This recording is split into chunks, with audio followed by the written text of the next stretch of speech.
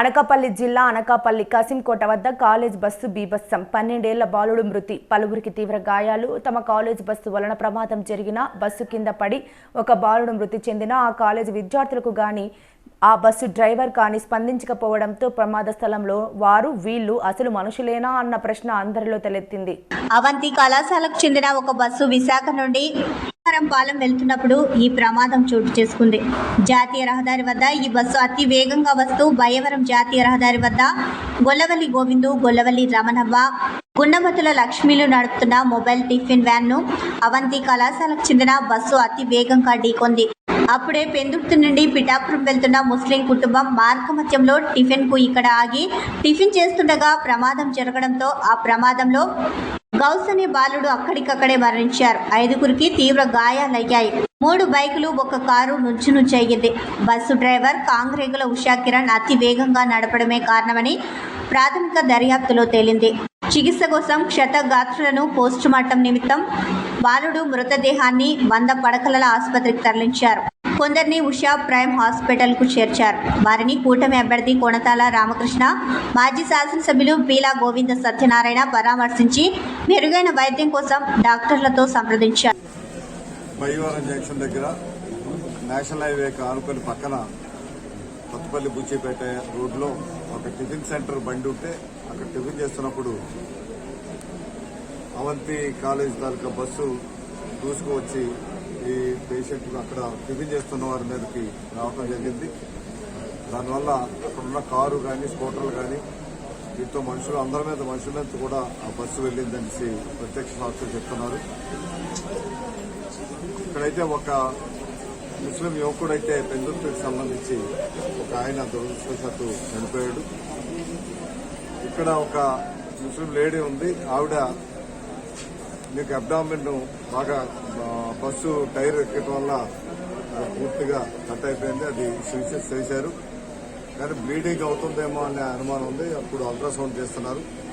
అందులో బ్లీడింగ్ లేకపోతే ఏ సమస్య లేదు, కానీ బ్లీడింగ్ ఉంటే మటుకు వెంటనే వేరే హాస్పిటల్కి షిఫ్ట్ చేసి వెంటనే సర్జరీ చేయాల్సినటువంటి అవసరం ఉంది. అది మీకు అల్ట్రాసౌండ్ తర్వాత హెడ్ స్కాన్ కూడా తీయాలి. ఆవిడకి తీసాక కానీ ఆవిడ పరిస్థితి ఎలా ఉందో చెప్పలేదు. ఇప్పుడైతే అల్ట్రాసౌండ్ చేస్తున్నారు. రెండవది ఉషా ప్రైమ్ లో కొంతమంది ఉన్నారు. ఉషా ప్రైమ్ లో ఉన్నటువంటి 4-5 ఉన్నారు అక్కడ. అందులో ఒకరి కండిషన్ కొద్దిగా అంటే సీరియస్ అని చెప్పలేం, కానీ ఆ పరిస్థితి వెళ్ళి అక్కడ కూడా హెడ్ ఇంజరీ జరిగింది. ఆ హెడ్ ఇంజరీ వల్ల లోపల బ్లడ్ క్లాట్ జరిగిందా ఏంటో అని తెలియదు. అది కూడా ఎంఆర్ఐ చేయాలనుకుంటున్నారు. ఎంఆర్ఐ స్కాన్ తీశాక అది సర్జరీ అవసరమైతే ఇమ్మీడియట్ గా మీకు పై హాస్పిటల్కి రెఫర్ చేసి విశాఖపట్నం రెఫర్ చేసి వారు సర్జరీ చేసే ఏర్పాటు చేయడానికి నేను, గోవింద్ సత్యాన్ గారు, మా సీఎం రిత్విక్ గారు అందరూ కూడా వెళ్లి చూడడం జరిగింది. అవసరమైతే వాళ్ళని సూపర్ స్పెషాలిటీ హాస్పిటల్కి షిఫ్ట్ చేసి అక్కడ సర్జరీ చేయించాల్సిన అవసరం ఇమీడియట్ గా సర్జరీ చేయడం జరుగుతుంది. అంటే ఈ రెండు అయితే కొద్దిగా మనం వెయిట్ చేయాలి. అది పోషణత ఉండాలి. ఏమైనా చనిపోయినటువంటి వ్యక్తికి ఎక్స్గ్రేషియా ఏదైతే ఉందో ప్రభుత్వ పరంగా కానీ మీకు ఆ సంస్థ ఏదైతే యాక్సిడెంట్ కారణమైనటువంటి ఉందో యజమాన్యం, ఆ యజమాని కానీ యజమాన్యం మరి గవర్నమెంట్ కూడా వెంటనే ఎక్స్గ్రేషియా ప్రకటించి ఆ కుటుంబాలని ఆదుకోవాల్సిన విధంగా వారు ఇమీడియట్ గా అనౌన్స్ చేస్తారు. డిస్ట్రిక్ట్ కలెక్టర్ గారిని కోరుతున్నాం. ఎందుకంటే ఇప్పుడు మనం నోటిఫికేషన్ ఉన్నాం కాబట్టి డిస్ట్రిక్ట్ కలెక్టర్ నిర్ణయం తీసుకొని చేయాల్సినటువంటి అవసరం ఉంది. ఇప్పుడే డిస్ట్రిక్ట్ కలెక్టర్తో మాట్లాడతాం. ఎక్స్గ్రేషియా ప్రకటించే ఏర్పాట్లు చేయమని, అదేవిధంగా అవంతి కాలేజీ వాళ్ళకు మేనేజ్మెంట్ కూడా మాట్లాడి వారికి ఇవ్వాల్సినటువంటిది ఇప్పించే ఏర్పాటు కూడా చేయడం జరుగుతుంది. నిర్లక్ష్యమా లేకపోతే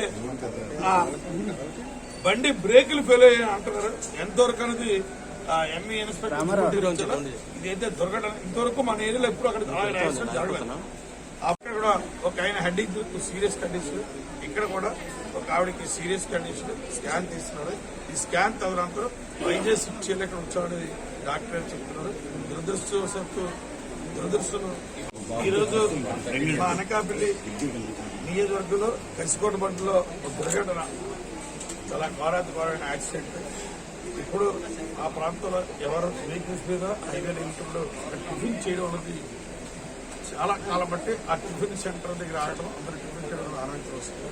దాంట్లో భాగంగా ఈ హైవేలో వెళ్ళి కార్ ముస్లిం ఫ్యామిలీ వెళ్తే నా స్వస్థరం వెళ్తే నా నైబర్ హౌస్ వాళ్ళు కూడా అక్కడ ఆగి టిఫిన్ పిల్లకాయలు పరిశ్రమ పిలిచి వెళ్తున్నారండి.